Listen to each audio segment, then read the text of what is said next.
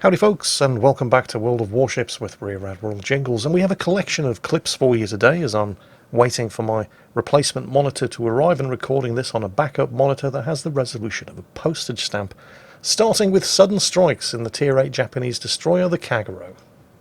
And it's a very brave Kagero because he's not going with a smokescreen, he's got the torpedo reload booster instead. And there's a carrier in play, although none of that is really important, and it's certainly not the reason why we're featuring this particular clip. Now, the reason we're watching this particular clip is what happens when Sudden Strikes rushes the Alpha Cap right at the beginning of the match. Again, pretty ballsy move considering he doesn't have a smokescreen and there's a carrier in play. And he runs right into the enemy Xian Yang. He knows the Xian Yang's there, somebody's capping A, and it's just been spotted by the Lexington's rocket attack planes. And this is great news, because the Xian Yang is a Pan-Asian destroyer. It has deep water torpedoes, so it cannot torpedo Sudden Strikes. But Sudden Strikes can torpedo it. The Xian Yang, spotted from the air, taking rocket strikes, trying to cap, does the natural thing, pops his smokescreen. However, he's made a bit of an error. Take a closer look at the boundary of the smokescreen. Right there. Do you see it? Do you see how the smokescreen just barely overlaps the border of the cap circle? We know that the Xian Yang is inside the smokescreen because we can't see him. Although that's not necessarily true. He could have bolted from the smokescreen and simply had it between him and Sudden Strikes, except we also know that's not the case because the Xian Yang is still contesting the cap, which means there's only a very, very small part of that smokescreen that he can possibly be in. Or to put it another way, Sudden Strikes, even though he can't see the Xian Yang, knows exactly where he has to be. The Xian Yang couldn't have made this any easier, except possibly by leaving the smokescreen, coming to a halt in plain view, and just sitting there waiting to be torpedoed. And of course, because he was in the smoke, he didn't even see the torpedoes coming. Not that it would have made much difference, because sitting stationary inside a tiny patch of smoke like that is just begging for this to happen. Moving on swiftly. You might have heard the news that the Thekitakami is coming back. It's also possible that you haven't heard the news that the Thekitakami is coming back and you don't even know what the Thekitakami is. If that's the case, allow me to explain. Way back on the 26th of June 2015, so yes, when the game was still in the testing stage and before it had been fully released, the Thekitakami was removed from the game. It was a Tier 8 Japanese cruiser, which was essentially the Tier 4 Japanese cruiser, the Kuma, with the hull lengthened in order to make space for lots and lots and lots and lots and lots of torpedo launchers. 40 in total, 20 on each side. The reason it was removed from the game 5 years ago is because in the brief few months in which it was available to the player base, it was probably responsible for more unintentional team killing than has been experienced by the entire World of Warships player base in the 5 years since the Thekitakami was removed. So it got shit-canned from the game and was replaced by the Atago. That's where the Atago came from. Anybody who had a Thekitakami at the time received an Atago as compensation. And the Atago's a fine ship, but it's not a mean boat like the Thekitakami was. And I have to confess that a certain number of World of Warships community members have been pestering the developers for quite some time to put the Thekitakami back into the game. Well, there's a saying in the English language, be careful what you wish for. Because it is coming back. And it's still basically the same ship that it was 5 years ago, just a Tier 4 Kuma, Japanese light cruiser lengthened with 40 torpedo launchers, except this time it's not at Tier 8, it's at Tier 10, and they've also given it a smokescreen. Now, as a community contributor, I did have the opportunity to unlock the new Tier 10 Thekitakami for testing. But when I realised that one of the things that I was going to have to do to unlock it was to earn 20,000 base experience in the Franklin D. Roosevelt aircraft carrier, I thought, nope, fuck that. I refuse to be part of the problem. So not counting my experience of playing the ship 5 years ago when it was a Tier 8 premium, like most of you, and like Louis in 1997 here in the USS Massachusetts, my current experience of the Thekitakami has been on the receiving end rather than on the delivering end. Because there is a Thekitakami in this match. It's on the enemy team. And it's the last ship left alive on the enemy team. Or it will be, as soon as that Cossack's been dispatched by the Hipper. Any second now. Oh, there we go. So if you're wondering what it is exactly that this mythical Kitakami actually looks like, well, that is what a Kitakami looks like. That's what most people are going to see when there's a Kitakami present. Except that's not 100% true. Because that, believe it or not, I mean it's scary enough, but that is what half a Kitakami looks like. Those are just the 20 torpedo launchers on one side of the ship. Right now that Kitakami is turning around and he's about... There it is!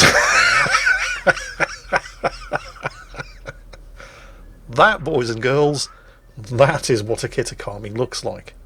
Of course, the all-new, all-singing, all-dancing Kitakami at Tier 10 has exactly the same problem that the old 5 years ago Kitakami suffered when it was at Tier 8. Once it's fired all of its torpedoes, it's no longer a Tier 10 cruiser. It's no longer a Tier 8 cruiser. It's a Tier 4 cruiser. And Tier 4 cruisers don't do very well in Tier 10 battles. Next up, we join Kane 72 in the middle of an all Tier 9 battle in the German battleship Pommen. He's been leading his team's defence of the western end of the map here and has spent most of the last couple of minutes stuck behind this island dodging fire from numerous enemy ships.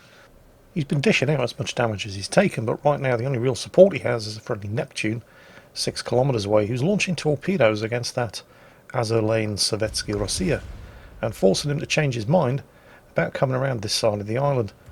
And it's more or less here where Kane decides there's an opportunity here to spank the broadside of the Sovietsky Rossiya as it turns away to disengage. So he decides to go for it. And this is where a couple of unexpected things happen. First, an enemy Pommen pops up on the far side of the other island in the distance. And secondly, a surprise Brindisi appears. I mean, not that much of a surprise.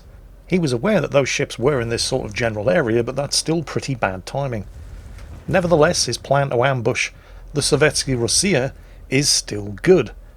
His guns aren't even pointing in this direction, so he unloads the torpedoes, and just to make sure, well, it turns out he didn't actually need the torpedoes, so that's great news.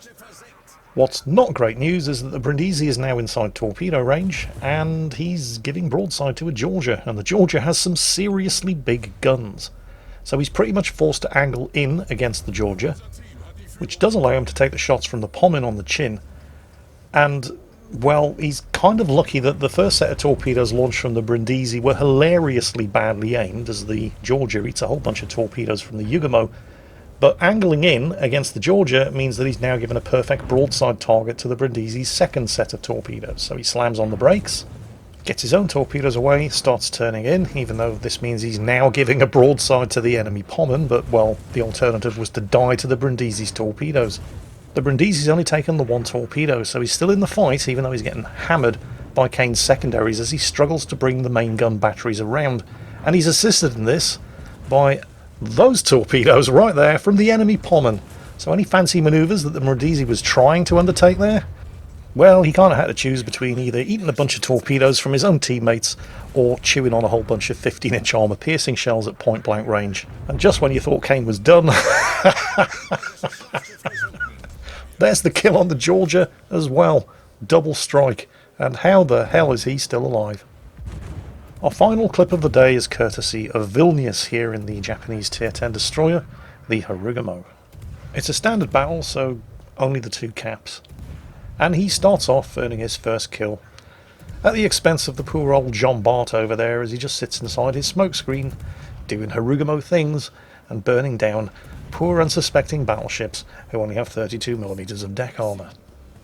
Initially things are going extremely well for Vilnius' team. They've managed to establish and hold on to an early lead with nearly double the enemy team's score and outnumbering them almost 2-1.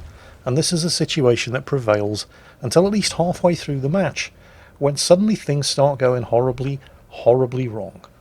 Until by the time there are only 3 minutes of the match remaining, they've gone from a 300-point and 4-ship lead to being 2 kills and 70 points behind. It's just Vilnius in the Harugamo and Milky Chow over there in the Republic against 4 enemy ships. 4 enemy ships who between them have 7 kills to their names. It's not looking particularly good, but if they can kill that Frederick the Great, and it looks like they probably will, that will put them ahead on points. And then all they have to do is stay alive for the next about a minute for the timer to run down, and they can win this game on points. But they both have to stay alive, and that is not going to be easy, because the enemy team still have the tier 10 German carrier, the Manfred von Richthofen, and even if Milky Chow in the Republic survives this drive-by, which he might not, either ship could die in this situation, he's going to be hammered mercilessly by the carrier for the remainder of this match, and he won't be able to hide, and he's very low on health. But he has emerged from the drive-by victorious, and now they both have to stay alive, and suddenly a surprise Halland appears, which is not what you want to see when there's less than a minute of the game remaining, and if either of your team dies, you're going to lose this match. And just when you thought things couldn't get any worse, the Oyster Yachtland has popped up and is shooting at him as well. And here's where we have our first plot twist, because the Halland goes for the ram, and by some miracle, Vilnius doesn't die from it. He slams on the brakes, pops his smoke screen, bends over, grabs his ankles, and prepares to kiss his ass goodbye. And that's when you get our second plot twist. Because if you're wondering why the low-health Halland didn't try to torpedo Vilnius' Harugamo, it's because he'd already fired his torpedoes against Milky Chow in the Republic. And he's got him. But the fatal collision with the Halland, which left Vilnius on 783 health, also gave them just enough points that despite the loss of the Republic, they're still exactly 8 points ahead when the countdown timer reached 0.